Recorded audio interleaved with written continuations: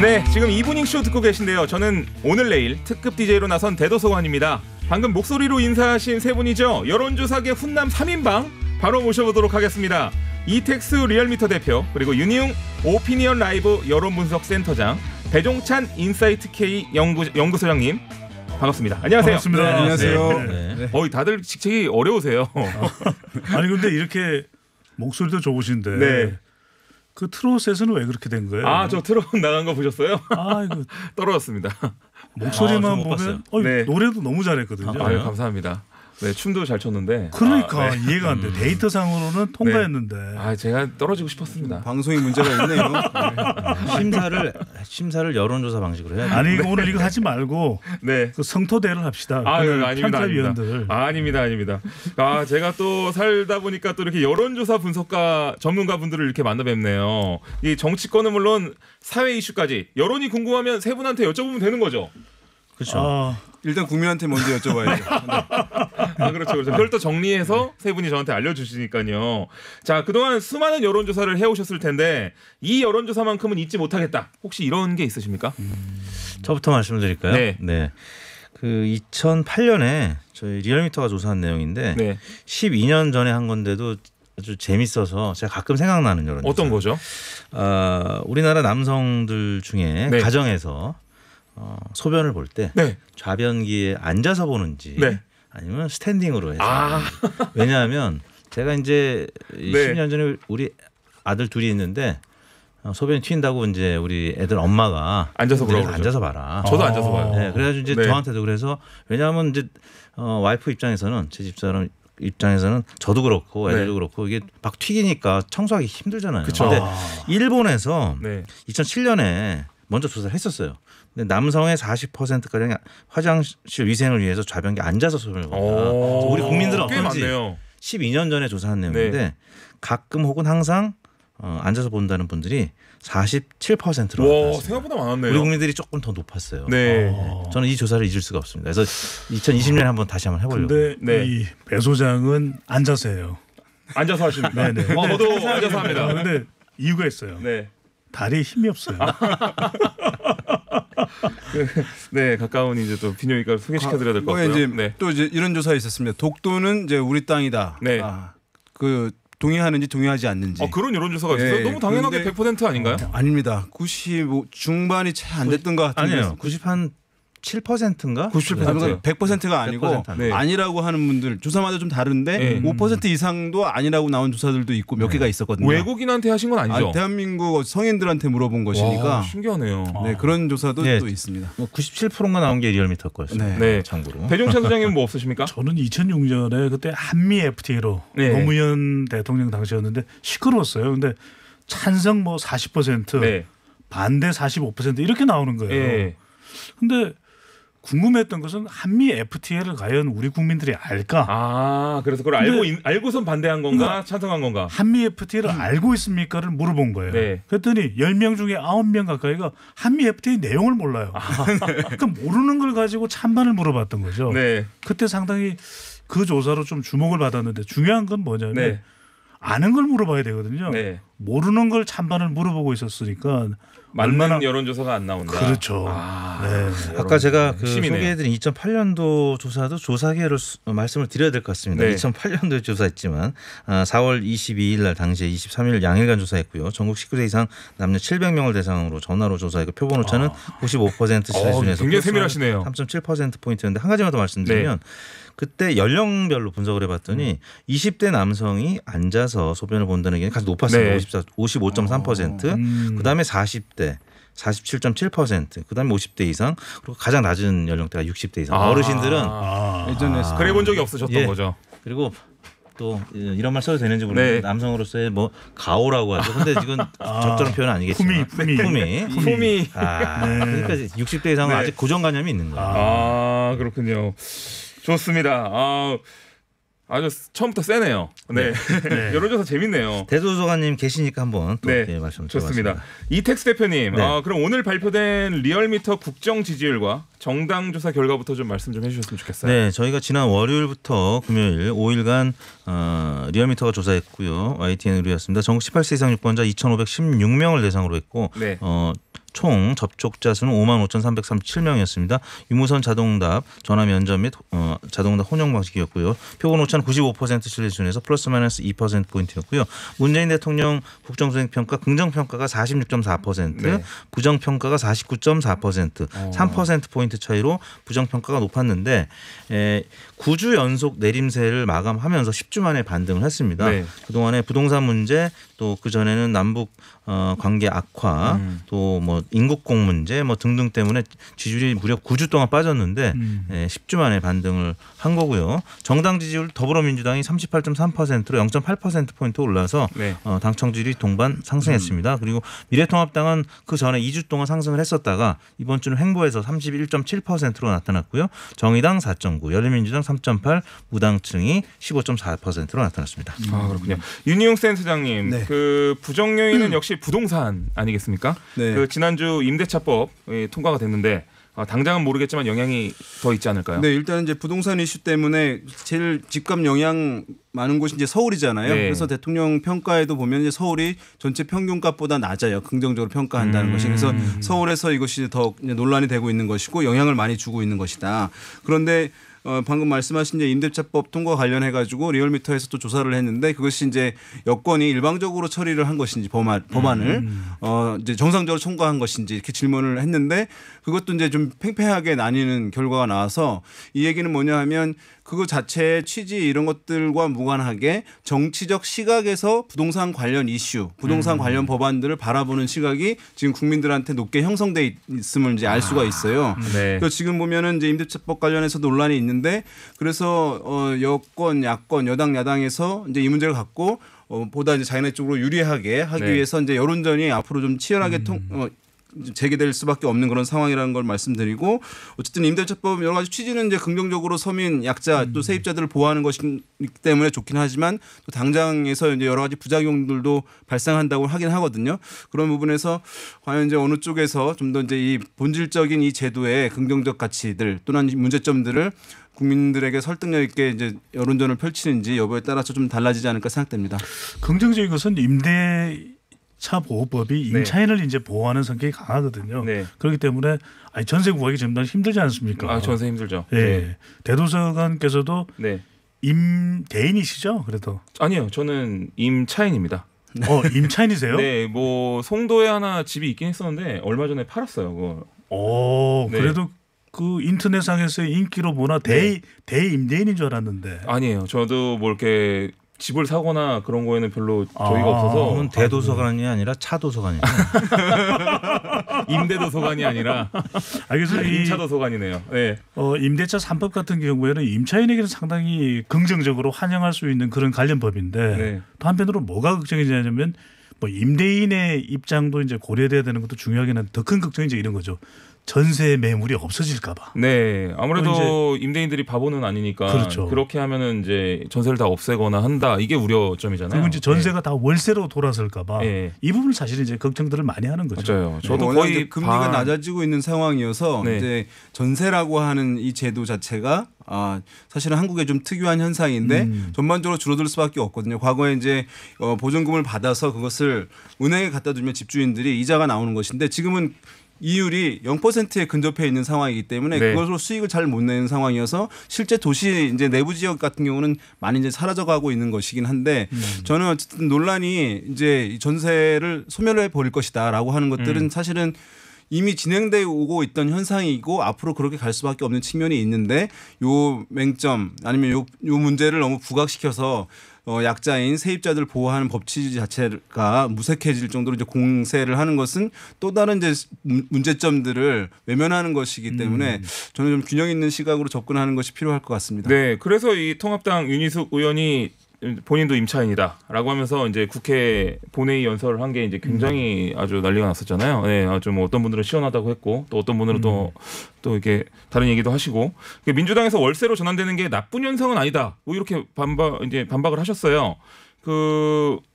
알고 보니까 뭐 윤 의원도 다주택자였다. 뭐 이런 얘기도 나오고 뭐 정치권이 임차인과 임대인 갈라치기 하는 거 아니냐 이런 얘기도 하시고 뭐 어떻게 생각하십니까, 다들?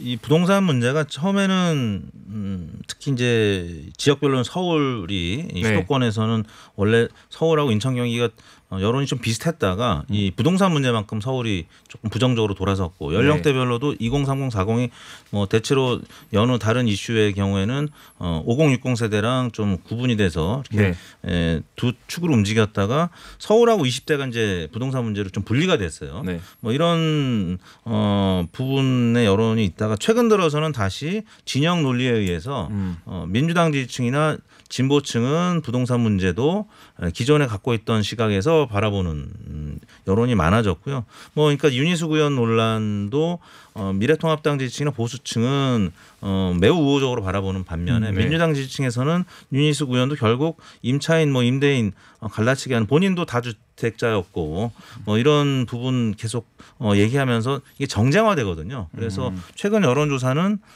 조금은 팽팽한 수준으로 지금 굉장히 갑론을박하는 뭐 이런 상황이 이어지고 있습니다. 네, 배종찬 소장님, 네. 이 부동산 이슈랑 또 행정수도 이전 이슈 이게 또 맞물리면서 여론에도 변화가 막 생겼다고요. 이게 자존감 문제가 돼요. 자존감 문제. 서울 서울 다음번에는 이 곡을 선택하시면 어떨까? 네.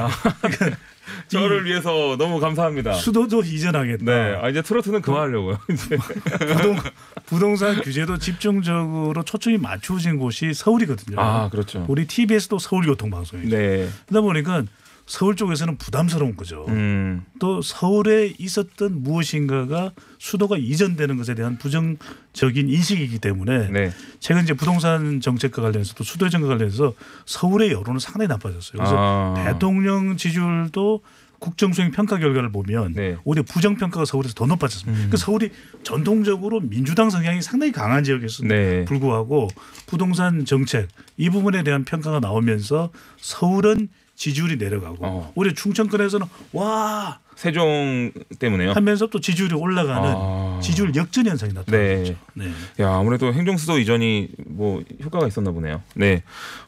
이택수 교수님, 그 지난주 목요일 리얼미터 서울 지역 조사에서 통합당이 작년 10월 이후에 처음으로 민주당을 앞서는 결과가 나왔다고요. 오늘 조사는 어떻습니까? 네, 그 민주당과 미래통합당이 서울에서 지지율은 각각 33.8대 35.6. 오차 범위 내에서 미래통합당이 한 1.8% 포인트 약간 높은 거죠. 이제 뭐 이 정도면 거의 팽팽하다고 봐야 되는데 지난주 주중 집계에서 저희가 월요일부터 수요일까지 조사해서 목요일날 발표했던 내용은 이거보다 좀 격차가 컸었습니다. 미래통합당이 한 41% 가량 나왔고 민주당이 한 31%. 그러니까 한 10% 포인트 가까이 민주당이 좀 앞서다가 저희가 목요일 금요일 마저 조사하니까 다시 팽팽한 수준이 나타났는데 이제 2주 전 3주 전에는 계속 팽팽한 수준으로 민주당이 앞서다가 지금 아무튼 역전 현상이 살짝 있는 겁니다. 뭐 그렇기 때문에 내년 4월에 있을 재보궐선거 서울시장 지금 유고 상태이기 때문에 재보궐선거가 미래통합당이 좀 유리한 것이 아니냐 이런 전망들이 나오고 있고 또 박원순 전 시장의 그 추행 논란 때문에 민주당에서는 여성 후보들을 이제 내세우는 쪽으로 지금 얘기가 진행이 되고 있는데요. 뭐 그런 차원에서 박영선 장관이라든지 추미애 장관 등이 지금 하마평에 오르고 있습니다. 거론되고 있군요 지금. 배종찬 소장님, 이게 서울 민심 이거 어떻게 이해해야 됩니까 이거? 그래서 이제 지금 서울 민심은 부동산 영향을 많이 받고 있죠. 근데 이제 내년 보궐선거 중요합니다. 이 민심이 과연 가서 내년 4월에 있을 보궐선거에 영향을 미치느냐 안 하느냐. 자, 이 답은 윤희웅 센터장이 하겠습니다. 윤희웅 센터장님. 그래서 이제 어떻게 보면은 수도를 이전한다라고 하는 것에 대해서 서울 시민들이 다른 지역에 비해서는 반감이 클 수밖에 없잖아요. 그리고 이제 서울의 집값 등의 부동산 이슈들은 워낙 큰 사안이었고 또 선거를 치르게 된 그 원인 제공도 또 여권 쪽에 있는 것이라고 할 수 있으니까 어떻게 보면 총선 때까지만 하더라도 여권이 어쨌든 압도적인 우위 현상을 보이다가 지금의 분위기로서는 이제 여야가 경쟁 구도로 선거를 치를 가능성이 이제 이전보다는 상당히 높아진 상황이라고 할 수 있겠고요. 그리고 거기다가 수도가 이전하게 되면 그 이슈가 계속 논란이 되게 되면은 여권한테 불리하게 작용할 수도 있잖아요. 서울에. 그래서 서울 여권 여당에서는 수도 이전하는 것에 대해서 어쨌든 이것이 왜 필요한지에 대해서 서울 시민들에게 이전하더라도 서울시의 위상이 변화가 없을 것이다. 뉴욕 같은 어쨌든 그런 경제 발전 이런 것들은 지속적으로 이루어질 것이다라고 하는 것들을 설득해내고 설명해내고 그다음에 최근에 이제 부동산 이슈 문제됐던 것들을 어쨌든 이 법안들을 그래서 과감하게 지금 속도전 있게 통과를 시키고 있는 것인데 통과시켜서 얼마나 이제 안정화시키느냐. 그래서 네. 애초에 목표한 의도를 실현하느냐 여부에 따라서 내년 선거 결과가 어쨌든 영향을 받을 수밖에 없을 것 같습니다. 그렇군요. 역시 이게 여론조사 전문가 세 분한테 들으니까 이해가 쏙쏙 됩니다. 네. 자, 근데 제가 1세대 유튜버 아니겠습니까? 그 제 주변을 보면은 요즘 유튜브로 뉴스를 많이 보시더라고요. 세 분은 어떠세요? 그러니까 속보는 이제 케이블 TV 주로 뉴스 채널 YTN이나 연합뉴스 TV 뭐 또 종편 이렇게 보는데 심층 분석하는 것들은 유튜브를 통해서 많이 보는 것 같아요. 그쵸. TBS에서 하는 여러 심층 시사 프로그램들 다시 보기로 많이 보고 있습니다. 아무래도 이게 방송이라는 게 시간이 항상 제한돼 있고 네. 그 시간 동안에 뭔가를 해야 되니까 이게 또 속 깊은 얘기라든지 이런 얘기는 못 하잖아요. 그리고 또 방송이니까 조심스러워야 돼서 그런 부분들을 못 하는 거를 이제 유튜브로 해소한다. 약간 이런 식으로 이해하는 거군요. 유튜브가 또 친근감인 것 같아요. 네, 맞아요. 우리가 좀 친근감. 방송은 이게 우리 주변의 이야기는 좀 아닌 것 같은 네. 그런 분위기가 나는데 유튜브는 왠지 내 옆에 이웃이 이야기하는 그런 친근감이 있거든요. 네. 그래서 이제 대도서관 같은 경우에도 정말 유명한 유튜브잖아요. 네, 인플루언서인데 감사합니다. 그럼에도 불구하고 네. 유튜브를 늘 보다 보니까 가까이 있는 친구 같아요. 네. 그게 바로 유튜브의 매력이 아닌가. 맞습니다. 저도 항상 그러려고 되게 노력해요. 친근함이 제일 중요하긴 하거든요. 이게 이제 유튜브 이제를 많이 보게 하는데 보면은 이제 이 유튜브를 가지고 영상을 보기도 하고 하는데 뉴스를 포함해서 정보 검색을 할 때 통상적으로는 과거에는 이제 포털에서 검색을 네. 하잖아요. 그런데 최근에는 이제 말씀하신 대로 유튜브를 가지고 정보 검색을 하는 거죠. 뉴스까지 포함해 가지고 그런 현상들이 상당히 많아졌는데 이것은 이제 작년 조사이긴 한데요. 나스미디어라는 곳에서 작년 이제 3월에 조사를 했는데 인터넷 이용자들 대상으로 해서 어떤 것으로 이제 검색할 때 활용하느냐 네. 검색 채널. 그러니까 가장 많은 것이 이제 많이 예상하시듯이 포털에 네이버. 네, 뭐 이름을 좀 얘기하겠습니다. 네. 네이버가 이제 가장 이제 많았고 그것이 이제 92%를 넘었습니다. 근데 그 유튜브 같은 경우가 60%. 그러니까 60%가 유튜브에서 정보를 검색한다는 거니까 포털을 유튜브가 대체하고 있다는 것을 얘기하는 것이고 특히 이제 10대에서는 뭐 10명 중에 7명 전체 평균값보다 훨씬 더 높거든요. 그러니까 20대 뭐 10대 젊은 층에서는 유튜브를 통해서 정보를 이제 습득하는 이런 비율들이 훨씬 더 높아져서 이제는 이제 뭐 유튜브가 또는 이제 동영상 채널이 실제로 이제 우리 생활에 포털 수준으로 올라섰다라고 하는 것들을 이제 이 조사에서 확인할 수가 있고 실제 이제 사용하는 것들을 보면은 이 영상 같은 경우에 실제 모바일로 영상하는 것 인터넷 사용의 절반 가량 되더라고요. 맞아요. 네, 그래서 인터넷은 곧 동영상, 그다음에 정보 검색도 동영상 검색 채널로 하는 흐름들이 뭐 지금은 대세가 됐다라고 얘기할 수 있겠습니다. 저희 10살짜리 아들이 뭘 검색하라고 시키면 이제 포털 사이트로 안 가고 이제 동영상 사이트 유튜브로 가서 검색을 해요. 그래서 이제 저도 이걸 강연에서 자주 얘기는 하는데 요즘 아이들은 이제 자기가 뭔가 읽고 이해하는 것보다 그냥 길더라도 그게 나한테 쏴주는 게 훨씬 더 편한 거거든요. 이제 그런 부분들이 아마 좀 크지 않나. 그래서 요즘에는 애들이 태어나면 엄마 아빠보다 유튜브를 먼저 찾는다 그래요. 맞습니다. 안 웃겼나요? 저는 궁금한 게 대도서관 같은 이 최고의 인플루언서는 어떤 유튜브에 관심이 많을까? 저는 유튜브 안 봅니다. 네?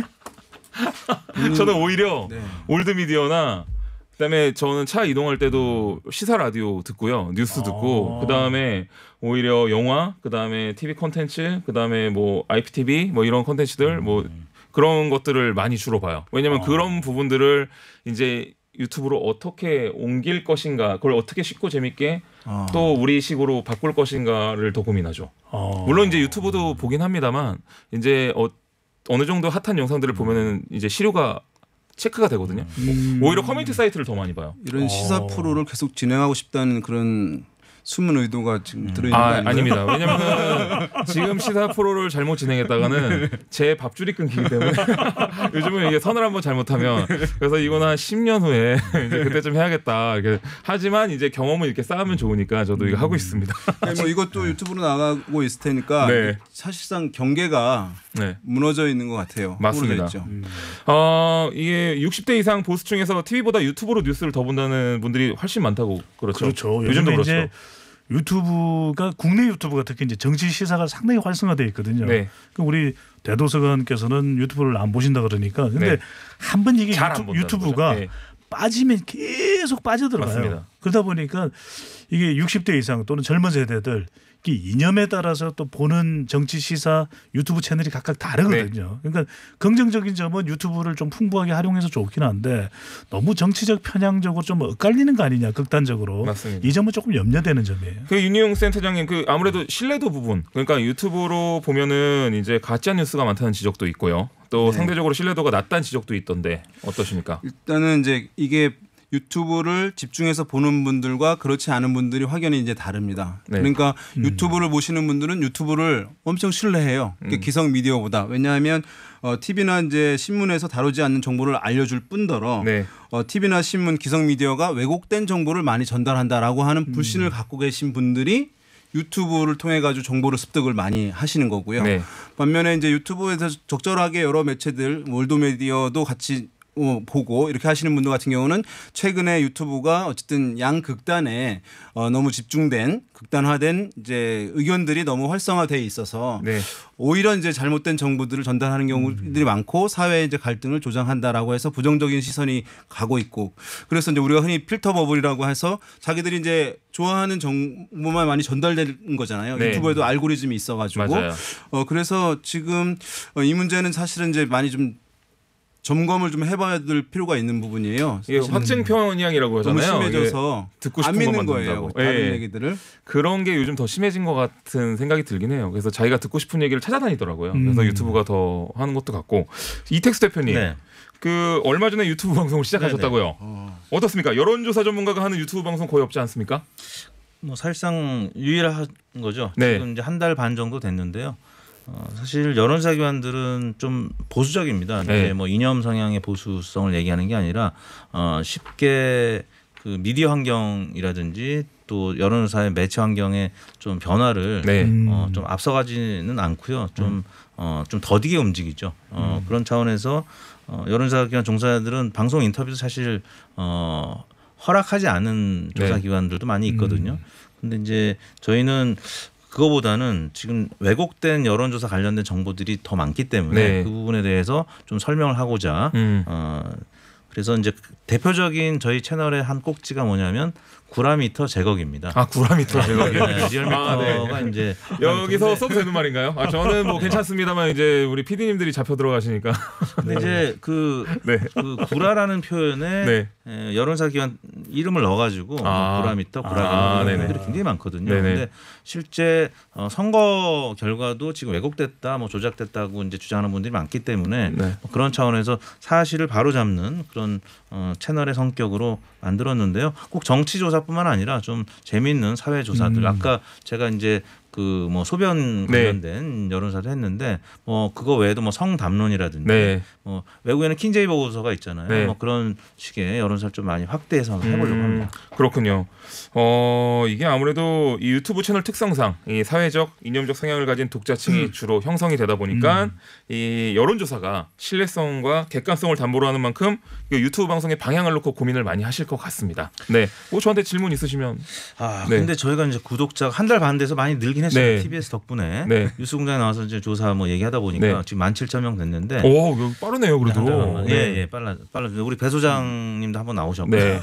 근데 이게 구독자 한 뭐 5만 10만 빨리 되고 싶은데 어떻게 해야 되는지. 이게 말씀하실 때 텐션이 좀 더 필요해요. 텐션이 더 있으셔야 되고 약간 이제 저 말하는 거 보시면은 이제 에너지가 약간 있으세요. 에너지 있게 하잖아요. 이게 좀 되게 피곤한 일이거든요. 사실은 끝나면 팍 줄어드는데 그리고 또 하나는 방송에 나갈 말들만 하시면 그렇죠. 어차피 그걸 안 봐요. 네. 그러니까 방송에서는 못할 얘기들을 되게 친근하게 하시는 게 제일 중요하죠, 아무래도. 그러니까 이제 주식 먹다 간식은 또 유튜브에서 재밌게 좀 좋습니다. MSG도 넣고. 지금까지 배종찬 인사이트 KI 연구소장님 그리고 윤희용 오피니언 라이브 여론분석센터장님 그리고 이택수 리얼미터 대표님과 함께 말씀 나눴습니다. 세 분 감사합니다. 네, 감사합니다. 네, 고맙습니다.